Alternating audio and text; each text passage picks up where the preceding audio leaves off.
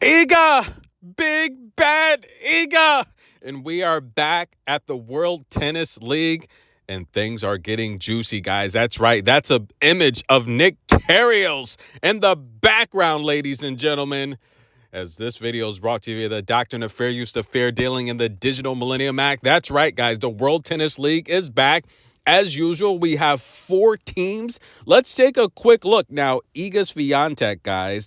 Big bad Iga. She's on Team Eagles. That's right. That consists of Stefanos. That's right. Paula Badosa, ladies and gentlemen.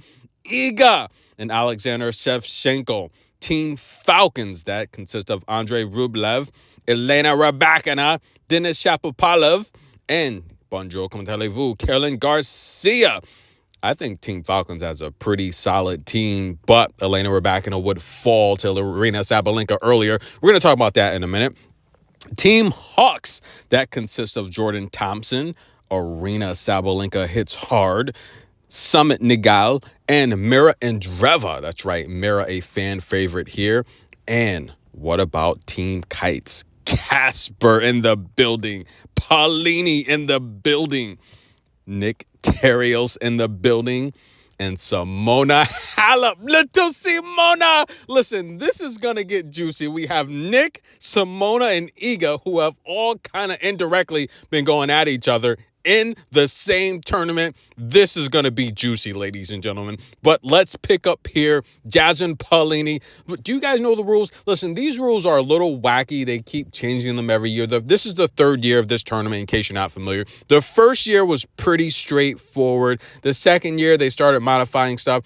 This year, I mean, it's pretty simple, right? There's going to be essentially each tie will consist of 4 sets, right? We're going to have a men's match, a women's match. We're going to have 2 doubles matches that can consist of either mixed doubles or female doubles, right? After the 3rd round robin phase, the top 2 teams will meet for the final, and the final is going to be held December 22nd. I'm going to be covering that as well. This is good stuff, but Jasmine Paolini, a.k.a. Ciao Bella, a.k.a. Little Italy, comes out with a huge lead, 5-2. She had several match points, but Iga, big bad Iga, ladies and gentlemen. She's going to come back. Now, I'm interested in seeing how she does going into the next year. My personal opinion, as we kind of watch this match here, even though it's an exhibition, Jasmine had several opportunities to put this match away. But in my personal opinion, I don't know if Iga's going to have this dominant year. I do think she's going to win championships, but I don't think she's going to win the Australian Open. She's never really done well there. I do think, I mean, depends on what you consider well. If we compare that to the standards of just dominating the French Open, of course, that's not one of her favorite tournaments. She's the clay queen, but I think Coco's going to win the Australian Open. She's my pick to win it. In fact, Renee actually said it as well. You know, Serena's former coach, she actually believes that Coco is going to win the Australian Open. I think Coco is. We're going to take a look actually at the odds, and Coco's the 4th favorite to win it. Behind, actually, she's the 3rd favorite to win it, behind Sabalenka and Iga. She's a 3rd, and then next is Elena Kinwin. Actually, Kinwin's the 4th. She has the 4th best odds to win the Australian Open. Then I think is Elena Rybakina. But we're gonna talk a little bit about that. But in this match in particular, Iga had 1 ace. She got 70% of her first serves in play. She did have 1 double fault. She won 69% of her first serves. She lost 55% of her second serves. Jasmine had a ton of breakpoint opportunities. 7, that's right, ladies and gentlemen. Iga would pressure Jasmine into 6 of her own breakpoint opportunities, converting on a couple of them. But in terms of the overall match, I think Jasmine did a really good job just starting this match, and she showed her speed and nick there. What do you guys think about the comments to Iga Swiatek, right? Indirectly, allegedly, but he's stating that, you know, with all these scandals, in particular, he's been very outspoken and vocal with the Sinner allegations, the Iga Swiatek allegations. He's been very vocal because we all know Sinner's new girlfriend, right? Anna Kalinskaya. yeah, Nick used to date her. So Nick made some comments about her that was kind of disrespectful, kind of, hinting on allegedly it's used goods. That was kind of a bad statement, allegedly. But in terms of the Iga Swiatek doping scandal, Nick came out with the comment indirectly at her stating allegedly, this sends the wrong message to future tennis players that, look, you can get caught and simply say, I don't know. It was a mistake. Allegedly.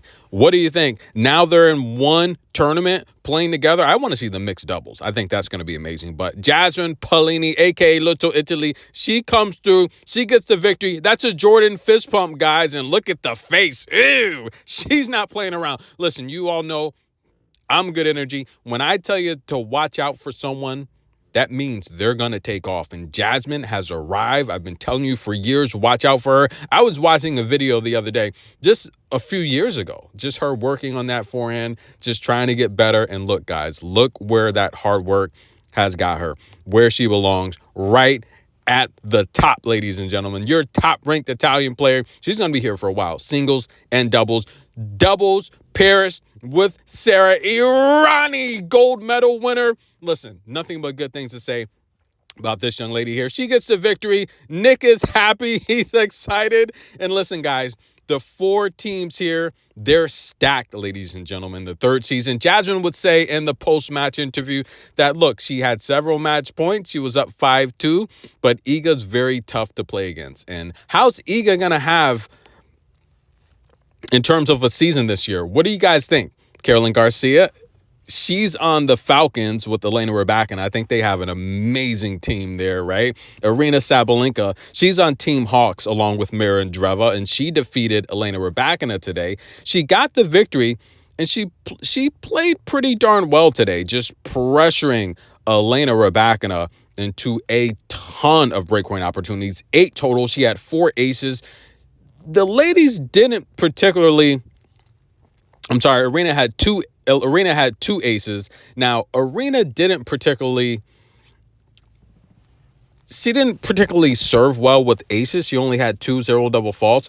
But in terms of Elena Rybakina lost 52% of her first serves and 57% of her second serve.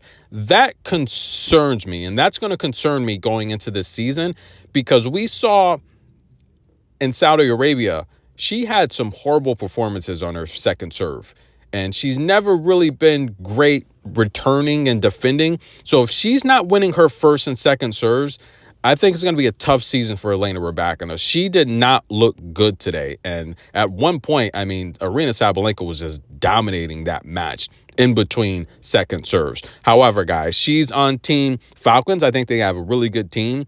And Arena Sabalenka with Mira Andreeva, I do think they have a solid team as well. And actually, just looking at the rosters, I think every one of these teams stacked. Iga and Badosa, that's a great match. Jasmine and Simona Halep. I'm anxious to see how Simona Halep's. I think this is the great opportunity here for Simona Halep to go into the season in shape. She does have a wild card into the Australian Open. That's going to be look, the closed mouth does not get fed. The squeaky wheel gets the oil. We saw Caroline Wozniacki just complain, and her father said, look, they don't respect us, right? When she was snubbed at the French Open or whatever it was. They were very vocal about that. And the reality here is, in my particular opinion, I think Simona Halep came out at the right time. Because she was snubbed at the U.S. Open, right, with that wild card. She's in the Australian Open, but I think they're going to give her a tough first-round matchup. I really do. And she's going to have to prove that she's here and she's back.